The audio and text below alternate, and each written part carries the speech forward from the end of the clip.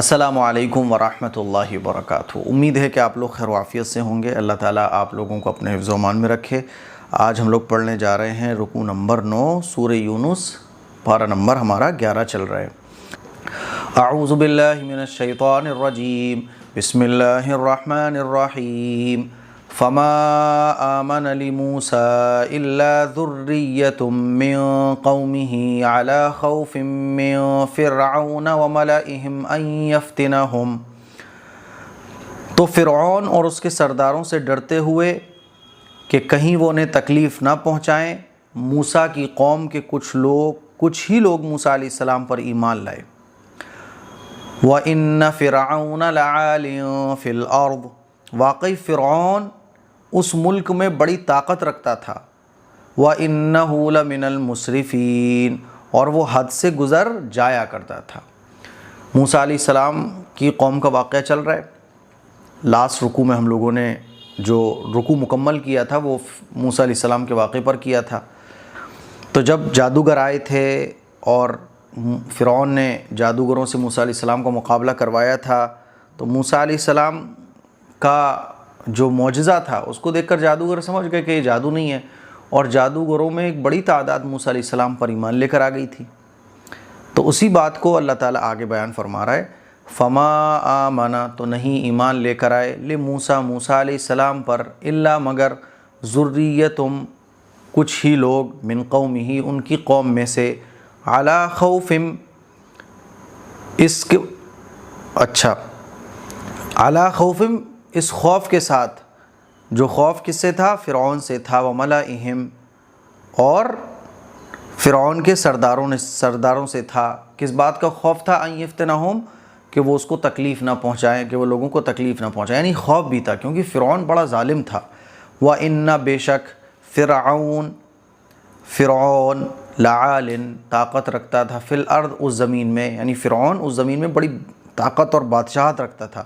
وَإِنَّهُ، اور فرعون، لمن، تھا ان لوگوں میں سے، من المسرفین، حد سے گزر جانے والوں میں سے، یعنی وہ حد سے گزر جایا کرتا تھا، کسی بھی حد تک وہ تکلیف انسانوں کو پہنچا سکتا تھا۔ وہ ظالم تھا، اس کے دل میں رحم نام کی چیز نہیں تھی۔ اس نے تو اپنی بیوی کو نہیں چھوڑا جب اسے پتہ چلا کہ بیوی ایمان لے کر آ گئی ہے۔ ان کا نام تھا حضرت آسیہ رضی اللہ عنہا۔ دیکھیے، وقال موسیٰ یا قوم ان کنتم آمنتم باللہ فعلیہ توکلوا ان کنتم مسلمین۔ اور موسیٰ علیہ السلام نے کہا، اے میری قوم، اگر تم اللہ پر ایمان لائے ہو اور واقعی فرما بردار ہو تو اللہ ہی پر بھروسہ رکھو۔ موسیٰ علیہ السلام نے اپنی قوم کو ایمان لانے کے بعد کیا کہا؟ کہ اللہ ہی پر بھروسہ رکھو۔ وقال، اور کہا موسیٰ علیہ السلام نے، یا قومی، اے میری قوم، ان کنتم، اگر تم لوگ، آمنتم، ایمان لے کر آئے ہو، باللہ، اللہ پر، فعلیہ، تو اللہ ہی پر، توکلوا، تمہیں بھروسہ رکھنا ہے، ان کنتم، اگر تم مسلمین، مسلمان ہو۔ آگے دیکھیے، فقالوا علی اللہ توکلنا، ان لوگوں نے جواب دیا، ہم نے اللہ ہی پر بھروسہ کیا ہے۔ ربنا لا تجعلنا فتنة للقوم الظالمین، لیکن ایک فطری طور پہ ڈر ہوتا ہے نا کہ بھئی ہم نے فرعون کے خلاف جا کے موسیٰ علیہ السلام پر ایمان لے کر آئے، فرعون جو بادشاہ بھی ہے، ظالم بھی ہے، طاقت والا بھی ہے، تو بھروسہ تو ہم نے اللہ پر کیا ہے۔ لیکن آگے انہوں نے کیا کہا؟ اے ہمارے پروردگار، ہمیں ظلم کرنے والے لوگوں کا تختہ مشق نہ بنائیے، یعنی ہمیں ظلم کرنے والے لوگوں کے ظلم سے بچا لیجئے، کیونکہ یہ فطری طور پہ ہوتا ہے، انسان کے اندر اللہ نے خوف رکھا ہے، تو وہ ٹھیک ہے، ہمت کر کے ہم کہیں کسی کے سامنے ڈٹ کے بھی کھڑے ہو جائیں، لیکن ایک فطری طور پہ خوف آتا ہے۔ تو انہوں نے کیا کہا؟ فقالوا، تو موسیٰ علیہ السلام کی قوم والوں نے کہا، علی اللہ، اللہ ہی پر، توکلنا، ہمیں بھروسہ ہے، ربنا، اے ہمارے پروردگار، لا تجعلنا، ہمیں نہ بنائیے، فتنةً، فتنہ، للقوم الظالمین، ظالم قوم کا، یعنی ظالم قوم کے ظلم میں ہمیں مبتلا نہ کیجیے۔ آگے دیکھیے، وَنَجِّنَا بِرَحْمَتِكَ مِنَ الْقَوْمِ الْكَافِرِينَ، مہربانی کر کے ہمیں ان کافروں سے نجات عطا فرما دیجیے۔ ربنا ونجنا، اور ہمیں نجات دے دیجیے، برحمتک، رحمت فرما کر اپنی رحمت سے، من القوم الکافرین، کافر قوم سے، یعنی فرعون سے۔ آگے دیکھیے، وَأَوْحَيْنَا إِلَى مُوسَى وَأَخِيهِ أَن تَبَوَّآ لِقَوْمِكُمَا بِمِصْرَ بُيُوتًا وَاجْعَلُوا بُيُوتَكُمْ قِبْلَةً وَأَقِیمُوا الصَّلَاةَ وَبَشِّرِ الْمُؤْمِنِینَ۔ اور ہم نے موسیٰ اور ان کے بھائی کو حکم دیا کہ اپنی قوم کے لیے مصر میں چند گھروں کو مقرر کر لو، اپنے گھروں کو قبلہ رخ بناؤ اور نماز قائم کرو اور ایمان والوں کو خوشخبری دے دو۔ موسیٰ علیہ السلام کی جو شریعت تھی اس میں یہ تھا کہ نماز وہ جو مسجد اس وقت ہوا کرتی تھی وہیں جا کے نماز پڑھنی ہے، اللہ کی عبادت کرنی ہے۔ تو فرعون نے وہ تمام مسجدوں کو ختم کروا دیا تھا، عبادت پر پابندی لگا دی تھی۔ تو اللہ تعالیٰ نے یہ حکم دیا کہ چلو کچھ گھر بنا لو خاص اور انہی گھر میں تمہیں نماز پڑھنی ہے۔ لیکن اس امت پر، امت محمدیہ پر اللہ تعالیٰ کا یہ فضل اور کرم ہے کہ ساری دنیا کی ساری زمین، یہاں تک کہ فضا بھی اللہ تعالیٰ نے بنا کے رکھی ہوئی ہے، کوئی بھی زمینی حصہ جس پہ سجدہ ہو سکتا ہے، رکوع ہو سکتا ہے کہ نماز ہو جائے گی۔ مسجد میں نماز پڑھنا ضروری ہے، لیکن کبھی کوئی گھر پہ پڑھ لے مجبوری میں، کوئی عذر پہ، تو گھر پہ بھی نماز ہو جاتی ہے، جہاز میں بھی نماز ہو جاتی ہے، سڑک پہ بھی نماز ہو جاتی ہے، زمین پہ بھی نماز ہو جاتی ہے، گیلی زمین پہ بھی، سب جگہ نماز ہو جاتی ہے۔ دیکھیے وَأَوْحَيْنَا، اور ہم نے وحی بھیجی، اِلَى موسیٰ علیہ السلام کے پاس، وَأَخِیہِ، اور ان کے بھائی کے پاس، ان تبوّآ، کہ ٹھکانہ بنا لو، لقومکما،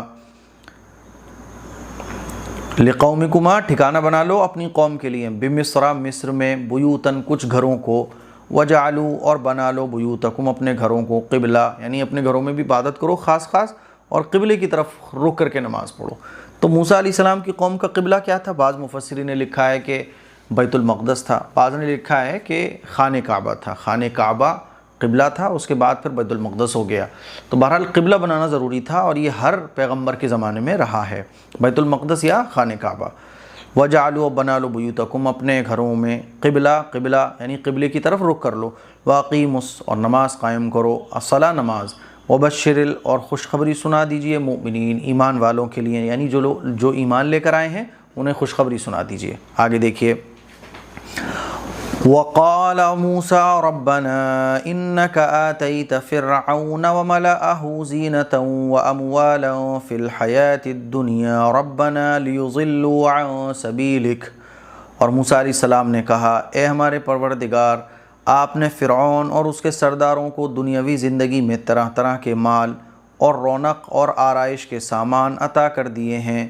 ربنا لیضلوا عن سبیلک، اے ہمارے پروردگار، یہ اس واسطے ہے کہ وہ آپ کے راستے سے بہکایا کریں۔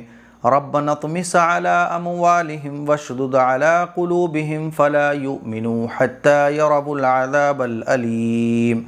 اے ہمارے پروردگار، ان کے مال کو تباہ و برباد کر دیجئے اور ان کے دلوں کو سخت کر دیجئے تاکہ یہ ایمان سے محروم ہی رہیں یہاں تک کہ دردناک عذاب دیکھ لیں۔ سمجھ آ رہی ہے بات؟ تو اس آیت کے اندر ایک تو موسیٰ علیہ السلام نے بد دعا کی، جیسے کہ نوح علیہ السلام نے اپنی قوم کے لیے بد دعا کی تھی، اور وہ بد دعا کی تھی کہ اے اللہ ان کے گھروں کو کھنڈر میں تبدیل کر دیجئے۔ ربی لا تذر علی الارض من الکافرین دیارا، دعا کیا تھی وہ کہ زمین پر ان اللہ کے نافرمانوں کا کوئی بھی گھر باقی نہ رہے۔ موسیٰ علیہ السلام نے بھی اسی طرح کی بد دعا کی۔ اچھا، ایک بات اور سمجھ آ رہی ہے کہ اللہ کے نافرمان تھا فرعون اور فرعون کے جو سردار، لیکن اللہ تعالیٰ ان کو مال و دولت اور طاقت دے کے رکھی ہوئی تھی، شان و شوکت، آرام کی زندگی، اور ایمان والوں کی زندگی میں مجاہدہ تھا۔ تو اس سے ہی پتہ چلتا ہے کہ یہ ضروری نہیں ہے کہ جو اللہ کا نافرمان ہو تو وہ مصیبت میں ہی ہو، بلکہ دنیا دارالامتحان ہے۔ اللہ طاقت تو کسی کو بھی دے دیتا ہے، کبھی اس کو طاقت ملے گی، کبھی اس کو ملے گی، اور طاقت دینا، پاور کا ملنا، یہ بھی ایک آزمائش ہے۔ جس طرح سے سختی میں آزمائش انسان کی ہوتی ہے، اسی طرح نعمت میں بھی آزمائش ہوتی ہے۔ جب اچھا یہ موسیٰ علیہ السلام نے بد دعا کی کیوں کی؟ دیکھیے، پیغمبر بد دعا تب کرتے ہیں جب وہ دیکھ لیتے ہیں کہ ایمان لانے کا کوئی چانس ہی نہیں ہے سامنے والی پارٹی کا۔ سامنے والی جو پارٹی ہے یہ ایمان لانے پر کسی بھی طرح سے تیار نہیں ہے۔ ہاں جی، تو ہم کہاں تھے؟ اصل میں وہ کال آ گیا کہ آج عافیہ کی جلدی چھٹی ہو گئی ہے اسکول سے، تو بلوا لیجئے۔ تو بس میں عافیہ کو بلوانے کے لیے میں نے کسی کو بھیجا تو پیچھے میں سے اٹھ کے جانا پڑا۔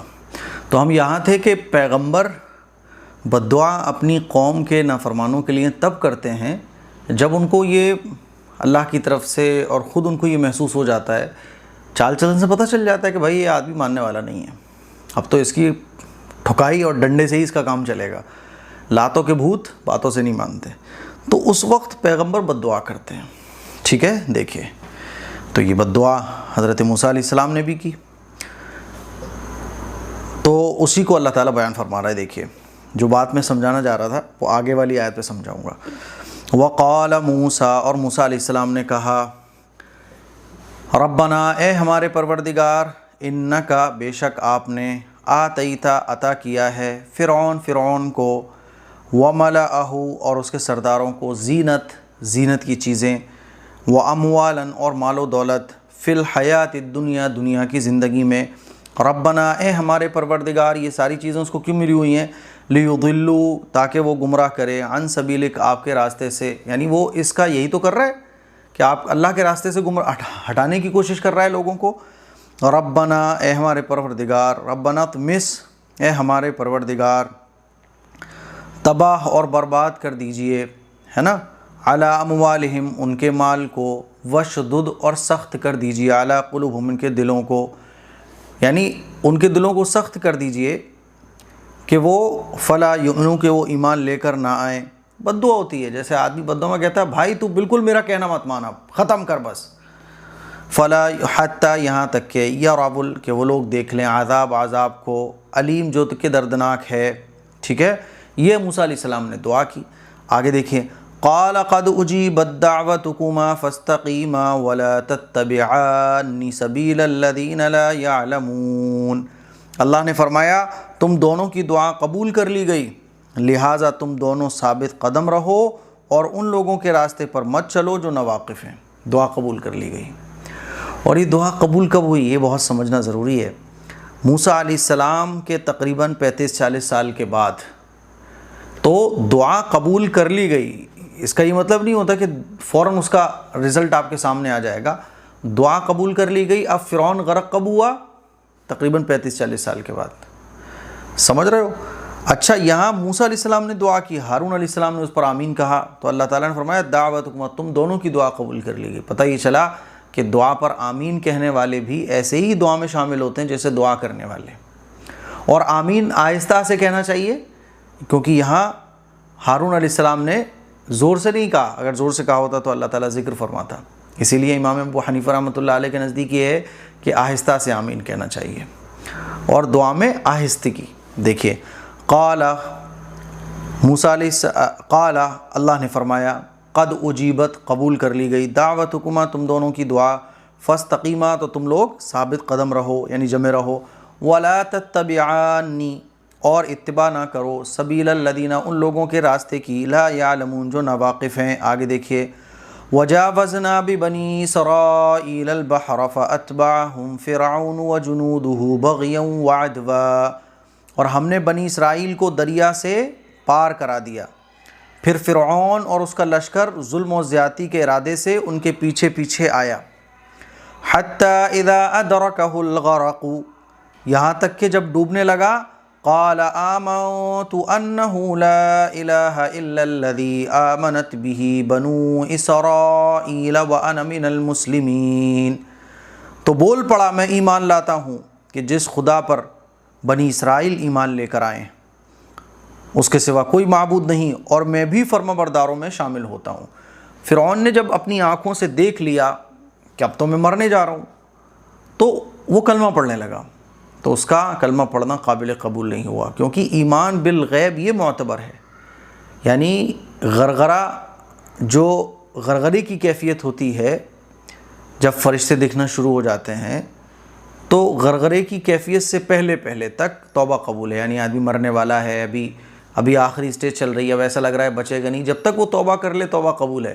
لیکن جب بالکل روح نکلنا شروع ہو جائے، اور روح نکلتے نکلتے حلق تک آ پہنچے اور فرشتے نظر آنے لگے، کل ملا کے یہ کہ دنیا کی چیزیں ہٹ جائیں اور غیب کی چیزیں نظر آنے لگیں، فرشتے نظر آنے لگیں، تو اس وقت کی توبہ اور ایمان قبول نہیں ہے۔ تو فرعون نے بھی یہی کیا تھا، تو اللہ تعالیٰ نے فرمایا اب تیرا ایمان لانا قابل قبول نہیں ہے۔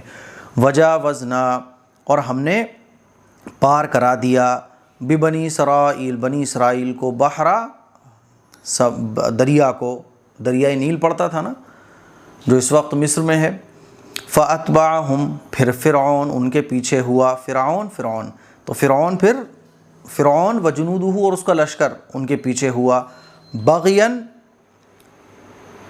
ظلم وعدوہ اور زیادتی کے ارادے سے، ظلم بغیاً، ظلم وعدوہ، بغیاً وعدوہ، ظلم اور زیادتی کے ارادے سے، ایسے سمجھ لو آپ، حتیٰ یہاں تک کہ اذا، جب، ادرکہ الغرق، ادرکہ، فرعون قریب ہو گیا، غرق ہونے کے، یعنی ڈوبنے نے اس کو پکڑ لیا، یعنی جب فرعون ڈوبنے لگا، قال، تو اس نے کہا، آمنت، میں ایمان لے کر آیا، انہو، بے شک، لا الہ، نہیں ہے کوئی معبود، الا الذی، مگر وہی رب، آمنت بھی، جس پر ایمان لے کر آئے، بنو اسرائیل، وانا، اور میں ہوتا ہوں، من المسلمین، ایمان لانے والوں میں سے۔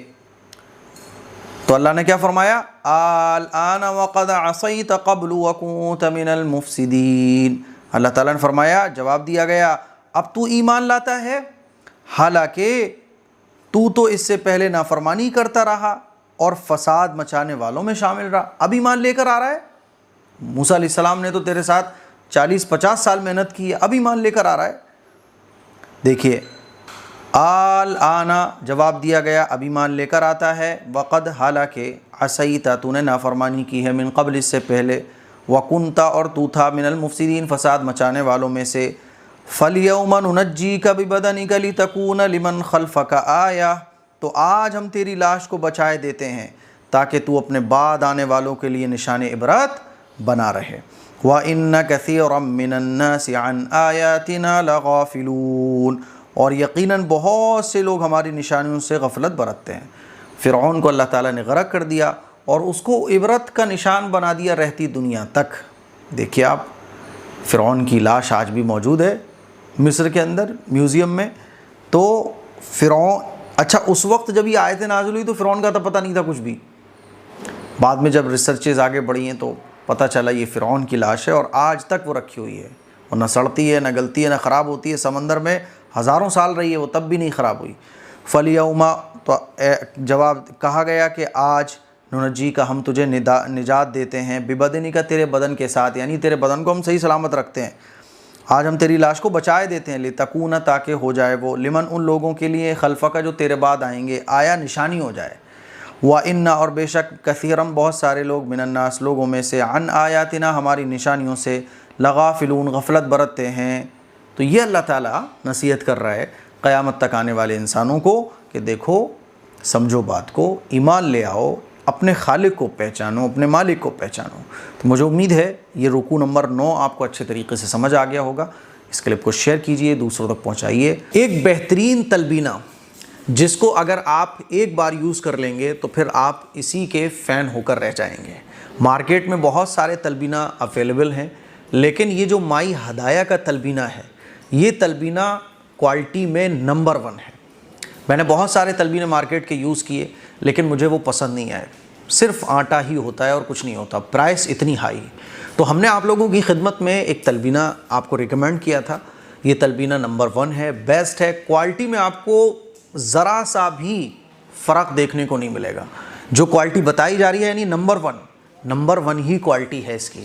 آپ ایک بار اس کو ٹرائی کریں گے۔ تلبینہ کمزوری کو دور کرتا ہے، جیسے کہ بعض لوگوں کو اٹھتے بیٹھتے چکر آتے ہیں، اس میں یہ فائدہ مند ہے۔ کیلشیم کی کمی، وٹامن کی کمی، فائبر کی کمی، اور بھی جتنی طرح کی باڈی میں، خاص طور پر ان لوگوں کے لیے جن کو کمزوری ہے، ویکنیس ہے، طاقت کی کمی ہے، جلدی ہاف جاتے ہیں، جلدی جو ہے نا تھک جاتے ہیں، تو ان کے لیے تلبینہ بیسٹ ہے۔ تلبینہ ایک ڈش سمجھ لو آپ، جیسے ہم لوگ کھیر کھاتے ہیں نا، تو جیسے سویٹ کھاتے ہیں تو بالکل اسی طرح سے تلبینہ ہوتا ہے۔ آپ اس کو دودھ میں پکائیے، کھیر کی طرح آپ اس کو کھانے کے بعد میٹھے کے طور پہ یا کبھی بھی جب آپ کو من کرے کھا سکتے ہیں۔ کوئی دوائی نہیں ہے، یہ ڈرائی فروٹ سے بنی ہوئی ایک پاؤڈر ہے جس کو دودھ میں ڈال کر کھیر کی طرح بنا کے پھر سرو کیا جاتا ہے۔ تو تلبینہ اگر آپ خریدنا چاہتے ہیں تو آپ اس نمبر پہ کانٹیکٹ کریں اور اپنا آرڈر بک کرائیں۔ تھوڑا سا آرڈر ڈیلے ہو سکتا ہے، کوئی بھی پرابلم ہو تو آپ اسی نمبر پر کال کر سکتے ہیں، اور اگر پھر بھی آپ کو کوئی پرابلم فیس کرنا پڑ رہی ہے تو آپ askmqasmi@gmail.com پر میل کر سکتے ہیں۔ یہ تلبینہ آپ کو اتنا پسند آئے گا کہ آپ اس کے علاوہ پھر کسی اور تلبینے کو پسند نہیں کریں گے۔ کوالٹی اس میں بھر بھر کے رکھی گئی ہے، ڈرائی فروٹس کا یہ خزانہ ہے تلبینہ، ٹھیک ہے؟ تو ایک بار اس تلبینے کو ضرور یوز کیجئے گا، انشاءاللہ آپ بولو گے یار مفتی صاحب آپ کا بہت بہت شکریہ کہ آپ نے یہ تلبینہ ہمیں ریکمینڈ کیا۔ جلدی آرڈر کیجئے گا۔ السلام علیکم ورحمۃ اللہ۔